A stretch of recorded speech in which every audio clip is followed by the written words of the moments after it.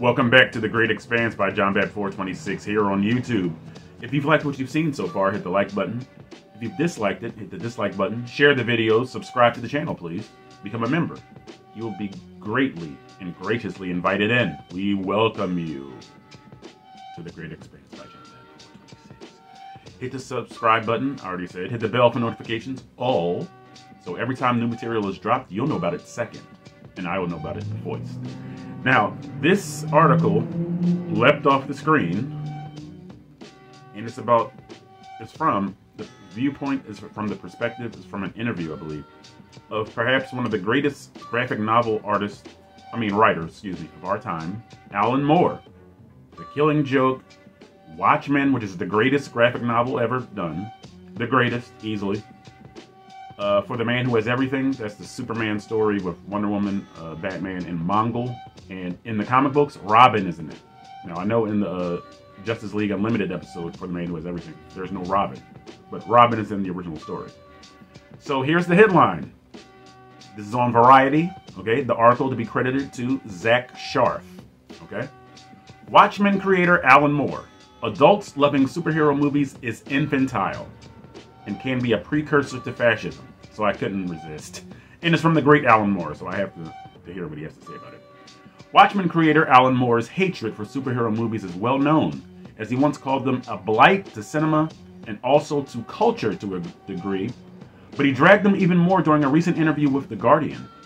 Moore described adults' continued love of superhero movies as infantilization, I never heard that word before, that can act as a precursor to fascism. Now, who else doesn't like superhero movies? Martin Scorsese said the Marvel films remind him of theme parks. They're not real cinema. Alejandro Gonzalez Inarritu said that he doesn't like them because there's no human experience in these movies. And now the great Alan Moore is saying the same thing about these movies. Now, these are three pillars of their industries. Everybody can't be wrong. Now, let's go back to the article. This is Alan Moore being quoted as saying this. I said around about 2011 that I thought it had serious and worrying implications for the future if millions of adults were queuing up to see Batman movies, Moore said, because that kind of infantilization, that urge towards simpler times, simpler realities, that can very often be a precursor to fascism. Let me hold up. So 2011, this is not when the MCU is in full groove yet. He's talking about the Christopher Nolan movies. All right, so we're taking it back some. And the Christopher Nolan movies are a lot better than what's coming out these days. So I definitely want to hear more, all right? Moore expressed worry with the notion that hundreds of thousands of adults are now lining up to see characters and situations that had been created to entertain the 12-year-old boys, and it was always boys, 50 years ago. Let me stop again. Who else said something about 12-year-olds? And not in a pedophile kind of way either.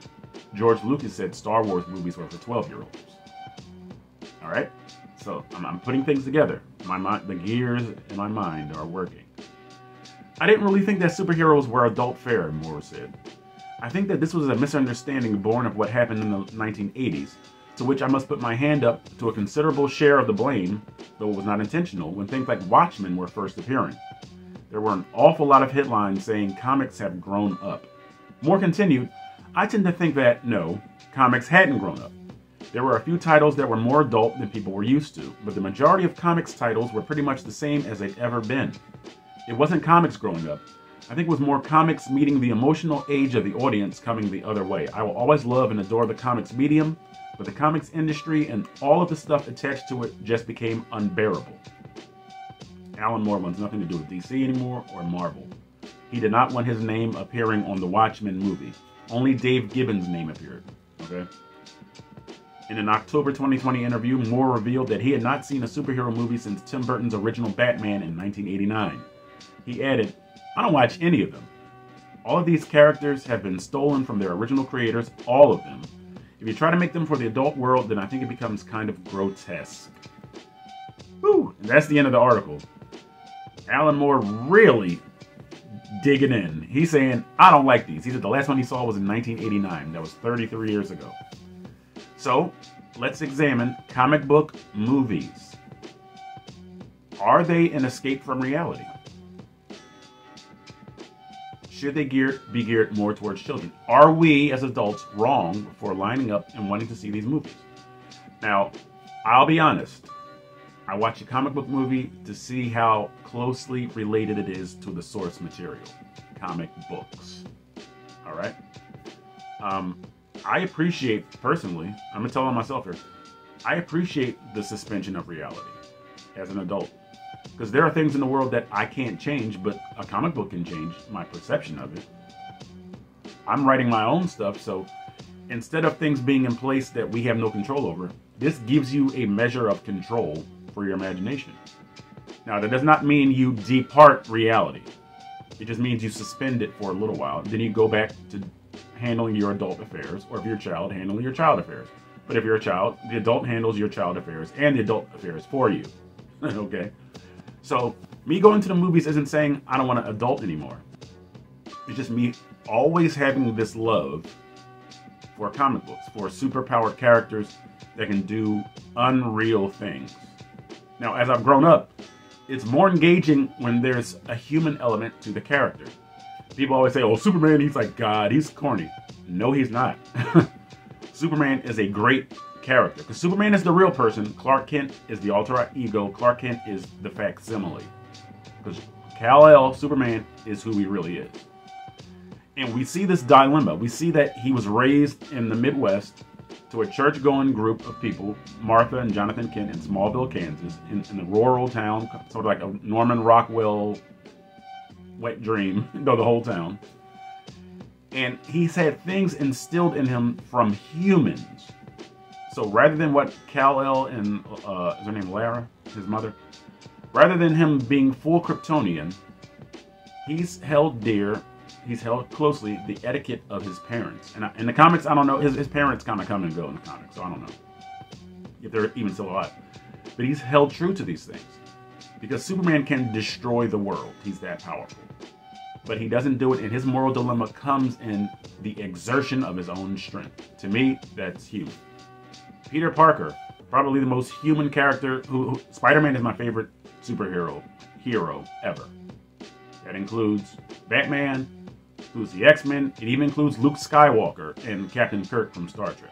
I mean, Spider-Man is my guy, all right? So, Peter Parker has had one of the most human journeys in the comic books. From first being bitten by a radioactive spider, growing up in, I think it's Forest Hills in Queens, I believe. And he's basically under the watch of a very old lady named May Parker, because his parents died somehow or disappeared, I don't remember. And his Uncle Ben, who was also kind of old, died tragically when he did not step in and stop somebody from robbing a wrestling gate. He stole the box office from the wrestling gate, and he had the power to stop him, and he didn't. And because of that negligence, Uncle Ben was later murdered by the same character. Spoiler! It was only, what, 59 years ago?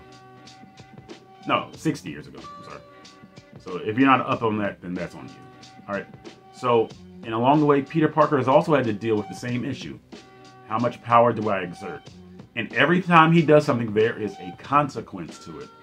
So where he can't be as pleasurable and as freewheeling as he would like to be in his regular life, and the constraints of being a superhero are always a pall that's cast upon him. Basically, Peter Parker is living in the shadow of Spider-Man. So, I mean, he's lost dates. He lost Gwen Stacy to the Green Goblin. He can't keep a relationship. And this is something that is real. This is something that's human. And now, that's one reason why I despise the Tom Holland movies. Because there's never been any stakes for his personal life. Especially in, what's that, Homecoming? I'm like, okay, so the team still won the contest he was at in Washington, D.C., and he still got to fight the Vulture or whatever. So there's no consequence. Then Far From Home, there's nothing really affecting him. He's just, and Far From Home was ghastly. You know what I mean? And Far From Home was no stakes whatsoever. Nothing. None of his classmates died. Nobody was endangered. All this destruction going on in London, nobody died. I'm not saying that I'm somebody has to die, but there's no stakes. It's ridiculous. Finally, in No Way Home, he loses somebody.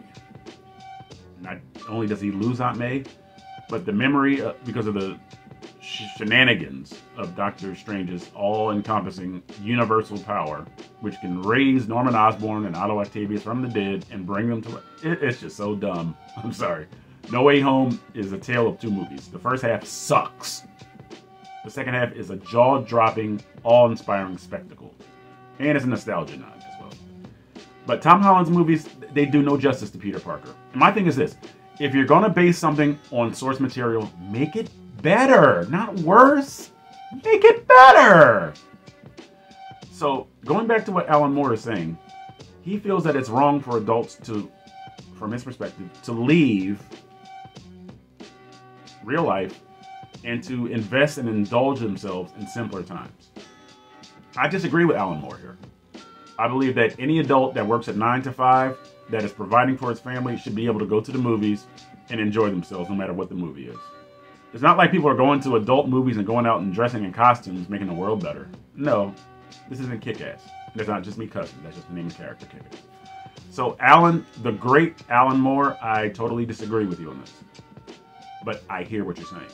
Because you're echoing the same thing that Martin Scorsese said. These aren't real movies. You're echoing what Alejandro Gonzalez Inarritu said. There's no human experience.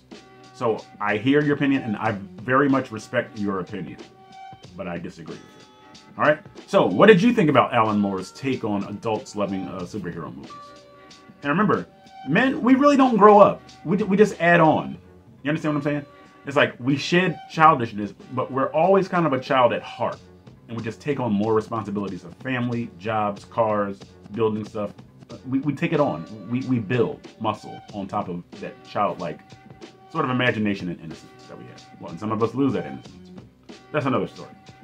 But anyway, Alan Moore, I really...